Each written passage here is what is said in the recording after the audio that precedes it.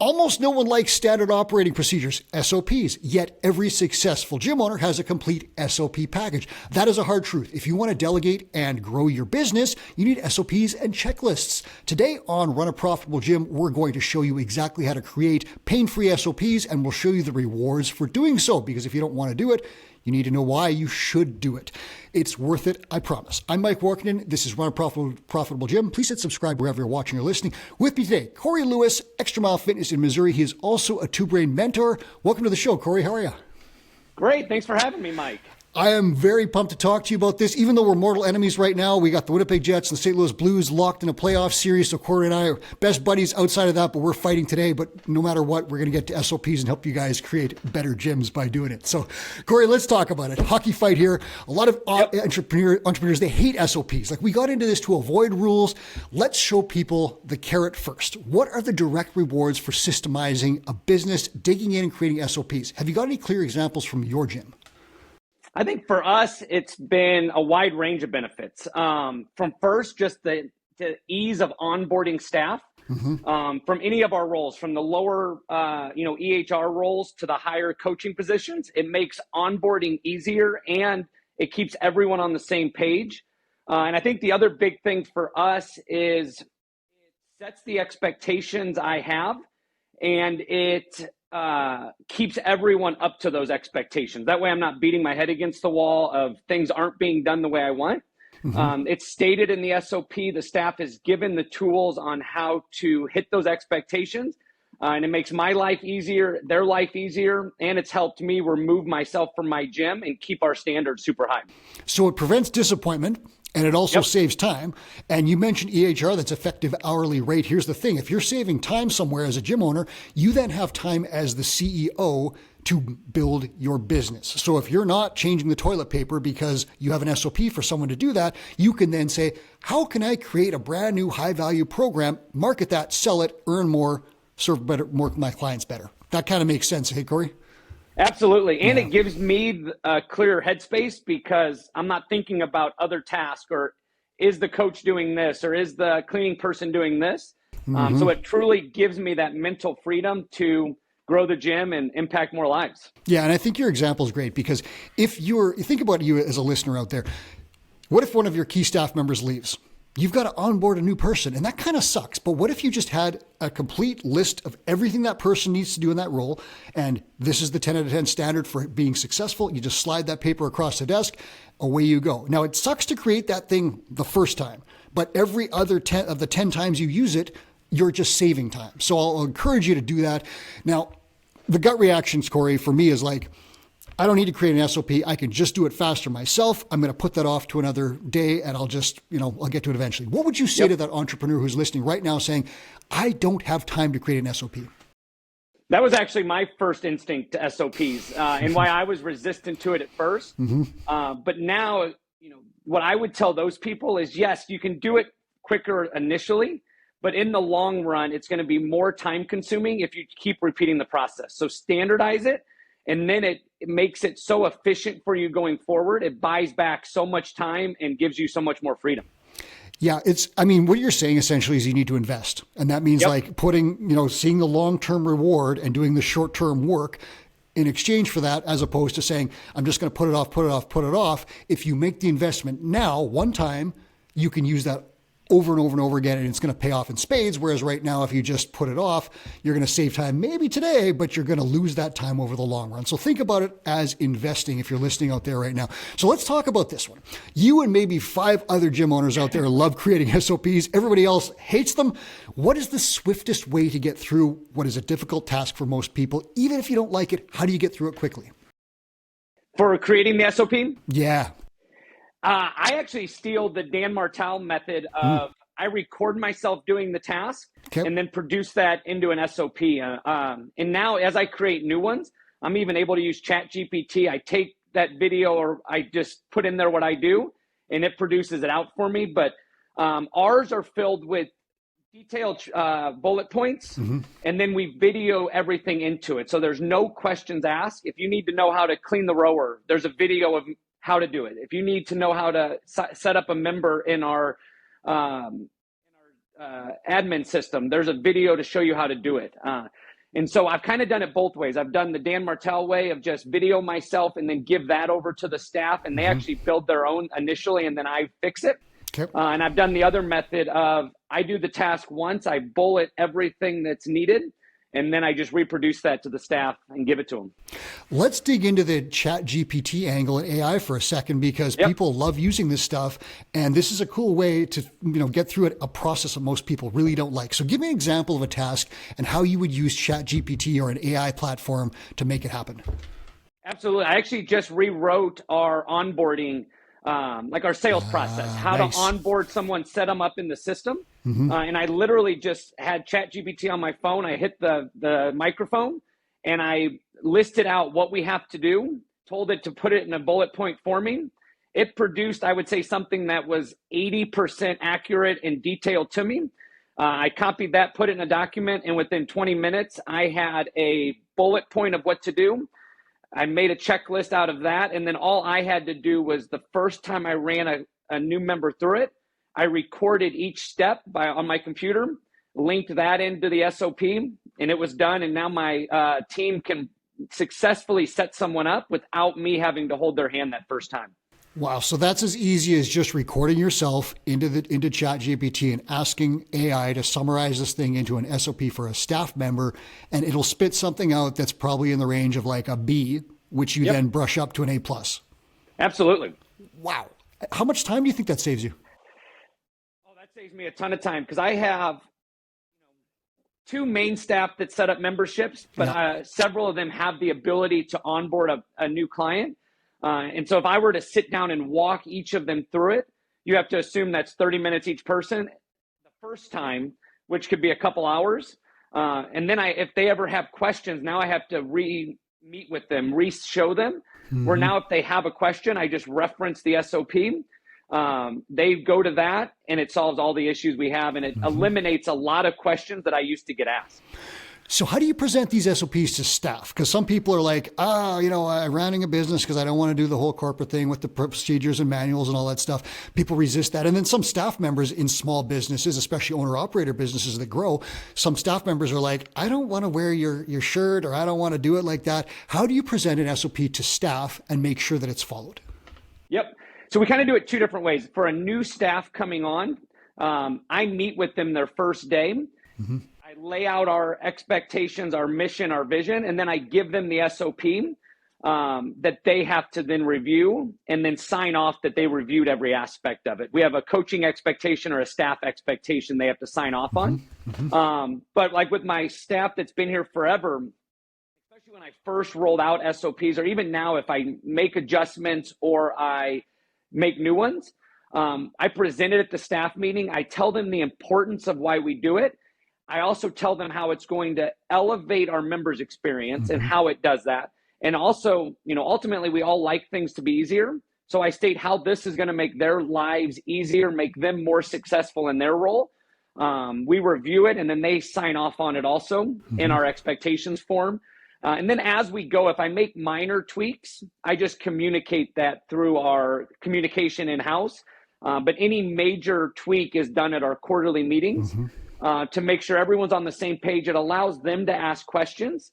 And then it also just allows me to get across to them like, hey, this isn't, to make us corporate. It's to make your life easier and to make our members' experience better, which everyone on my team wants that. And so it drives home the point.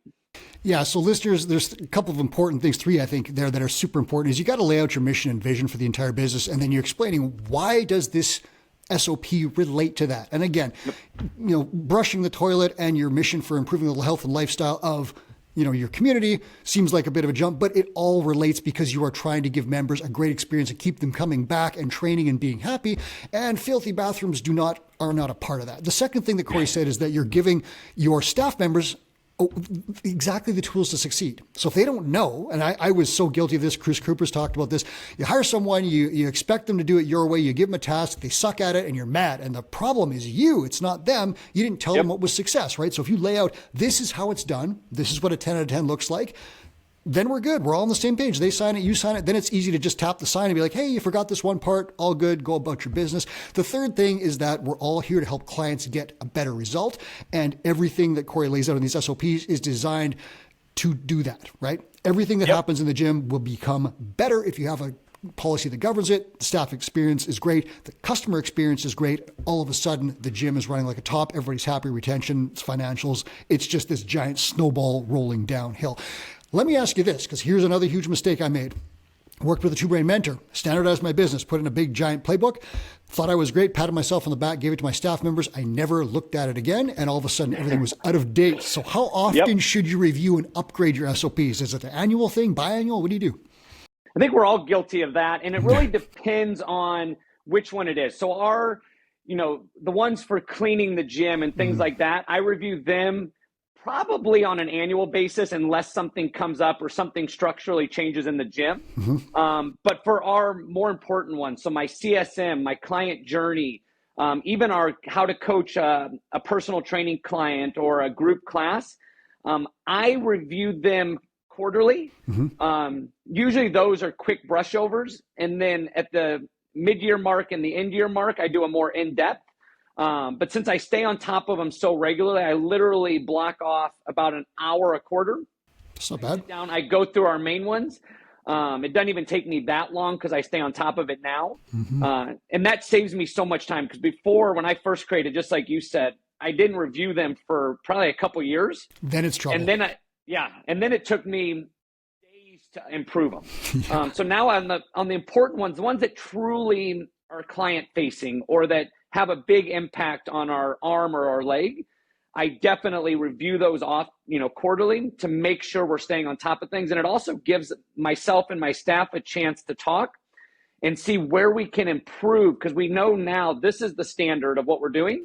Where is there opportunities we can improve, and we just slide those in at that time. Okay, so listeners, I'm going to give you something here. If you create SOPs and invest that time that we talked about, you're going to save time, right? And if you save that time, you then have that 1 hour per quarter that Corey just mentioned to review your SOPs and make sure they're all in line, where it's like, hey, I said we do this, but this changed. I'm going to upgrade that and alert the staff to that change so that everything is under control.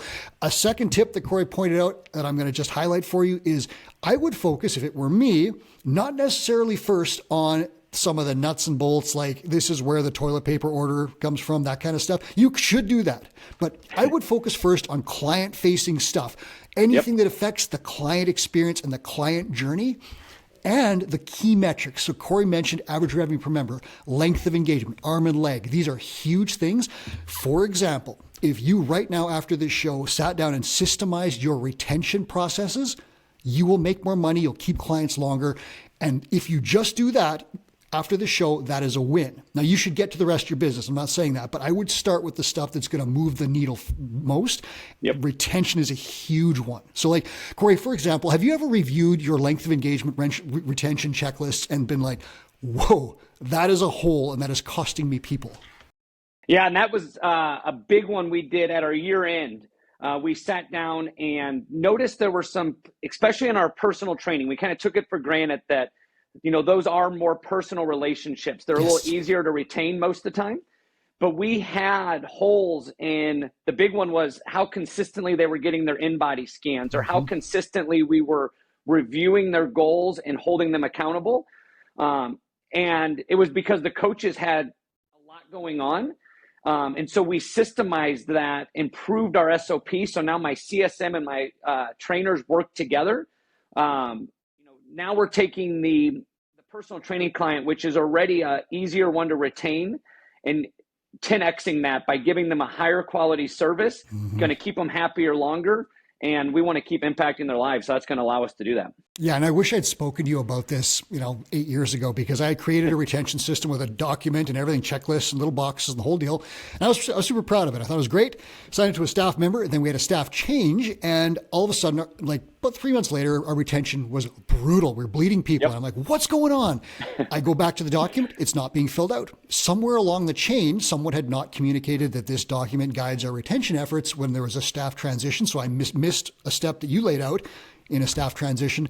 And all of a sudden my retention was bleeding me out. And I didn't realize it for about 6 months because I wasn't doing those regular check-ins. So again, listeners, if you're on this plan, check the most important stuff a little more regularly, especially retention. Holding on to your clients is the most important thing you can do. If you have an airtight system there, you're going to make more money, gross revenue and profit. Now, Corey, you work as a mentor. You're not just a gym owner. You teach other gym owners how to be successful. Talk to me about, have you been in a situation where you tell someone like, hey, you should really standardize this stuff and your business will grow. And they're like, I don't want to do it. Eventually they come to see Jesus and they make it happen. What happens in that situation? Have you dealt with that? Absolutely. Actually, just had a few mentees recently that pushed back hard on it. Like we all did probably. Yeah. But now that they've done that, they've been able to onboard new staff quicker. Yep. They got to the point where their revenue was high enough. They needed new coaches. And that wasn't such a burden like it was probably for me and you early on because they had systemized it and it onboarded them quicker. But now they're seeing that they have more mental bandwidth and more time to grow a specialty program, to do different things that are now increasing their EHR and ultimately growing their net owner benefit, which is why we're all in this business. Yeah. When they push back on you, what is the thing? Is it just, I don't have time, or is it something else?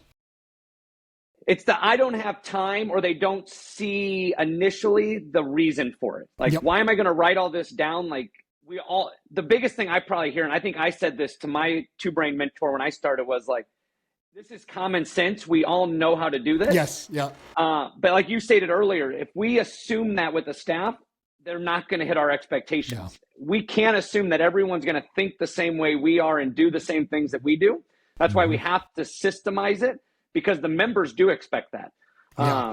So now we need to systemize it so that everyone's on the same page and that the members don't see a drop off when the owner steps away from the gym or steps away from coaching as much. Yeah, I wrote a newspaper column for about a decade called Uncommon Sense, because I truly believe that common sense isn't that common, right? And I think it's very difficult for people to see inside your head, obviously, and know what you want done. And that's a huge problem in businesses. And listeners, if you're out there and you're an owner operator, like you're a sole proprietor right now, a one woman, man, whatever show, you're doing your thing. You're like, I don't need SOPs, but you do, because if you don't have them, you can never replace yourself. Like, think about that. If you don't have an SOP for how to run a class, you have to coach every single class in your gym, or your members will get crappy service when someone jumps in, right? So you have to do that. If you write that stuff down now as you're doing it, like, think about this. You hold every role in the business. You are in the perfect spot to then systemize that stuff and say, this is exactly how I want it done. Take the time today. Do one task. Write everything down. Use ChatGPT AI, like Corey said. If you do this, then you can eventually get rid of that task. And Chris Cooper has been explicit about this. He's like, I drove to the gym, and I wrote down, drive to the gym, park in this spot, use this key to open this door, turn the lights on, turn the music onto this volume. And it was just da. You can literally do that, voice record, like Corey said, feed into ChatGPT and say, systemize my opening procedures. And if you do that, you can then hand that off to everybody. I'd recommend you do something today, right? Do one thing. It's not a huge deal if you just chip away at a few things. It gets overwhelming if you try and do all of it. Here's where this really gets interesting. I'm going to ask Corey about this in a second, but I'm going to lay it out. The value ladder.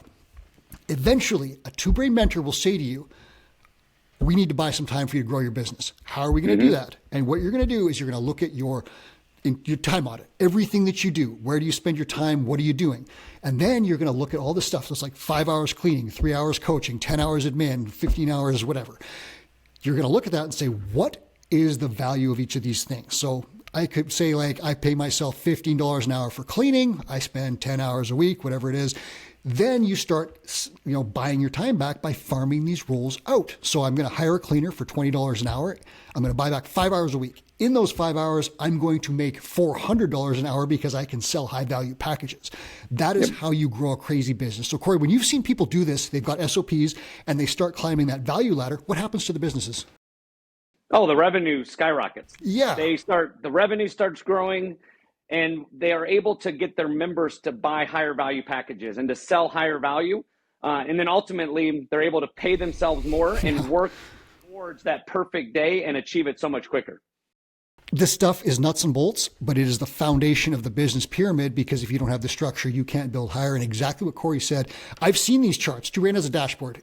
Mentees enter their metrics. You can literally look at them, and I'll see these numbers where it's like profit, revenue, owner income, and it's just like this, and then boom, it hits the hockey stick and it goes up, and I'm like, what happened? Inevitably, it is something like I systemized my business, I started offloading low value tasks, and I, as the CEO, invested my time in growing the business, and all of a sudden, all those metrics shoot up. Corey, what is something someone should systemize today? Listeners are out there right now, and they're like, I'm not going to do it. Tell them one thing that they should systemize today. First thing. The first thing, I definitely agree with you on the things that are client facing, but I would say the two easiest for me is A, how to open the gym, because I got tired of getting here at 4 a.m. And B, the how to clean the gym. We systemize that because that's a turnover position. Like, we hire high school and college people, they leave and come. Instead of me wasting time onboarding each of them, I hand them the SOP, they can onboard themselves, and that's an easy task that can be replaced for gyms. And like you said, if we replace 5 hours a week, that could be 5 NSIs, and you can make a ton of money. Got two plans there. My idea is like, hey, pick something that's going to have the greatest effect on the business, move the needle. You can do that. If you feel intimidated by that, take Corey's plan and pick on the stuff that's right in front of you that you can get off your plate easy. That's a great way to build some momentum. So you win a couple on opening checklists, little things like that. Then you start figuring out how this goes, right? Because once you create your ChatGPT SOP, you now know how to do it yourself. You can crank out the rest of them fast. So Corey's plan is going to be a greasy rail that's going to get you all the way to the end of the line. Do something on this today and systemize it. Corey, go through it one more time. Tell them the exact steps, because I'm going to end this podcast in about 2 minutes. Tell them exactly how to use ChatGPT AI to save time. What do they do? Absolutely. So download the app on your phone, hit the microphone, and say, hey, I want to create a SOP checklist or bullet point of, say it's the opening task. I will walk through each thing I do as I walk through the gym, just like I'm opening the gym. Ask it to produce that in a bullet point for me. Then I'll copy it, place it in a document. We have all of our staff has a folder that we share on Google. I place it in there. I'll link in videos to each thing that needs it, and then rock and roll, and the staff can duplicate it without me having to show anybody on how to open and close the gym. Or if they have an issue one morning, they can't figure out the radio or the air conditioner or the heater, they don't have to call me at 3:30, 4 o'clock in the morning. They open up that, they can figure it out, and it solves me headaches and lets me sleep in a little bit. Corey has just given you the SOP for creating SOPs. Okay. That is your steps. Just do it. Literally finish this podcast, take your phone, walk through the gym, talk into it, systemize something, lay it out, get AI to do the part you don't want, give it to your staff. You can do this in 1 hour. I guarantee it. Do it. It will be the first step to systemizing your business. If you want to go further and get an exact plan to build a business that's going to be, I guess, for 30 years, pay you $100,000 a year, make you a millionaire, book a call via the link in the show notes. Corey, thank you so much for being here and making SOPs smooth and easy for everyone. Awesome. Thank you, sir. That was Corey Lewis. This is Run a Profitable Gym. I'm your host, Mike Warken. And do me a favor, if you like this, hit like. And if you liked it even more, please hit subscribe so you don't miss an episode.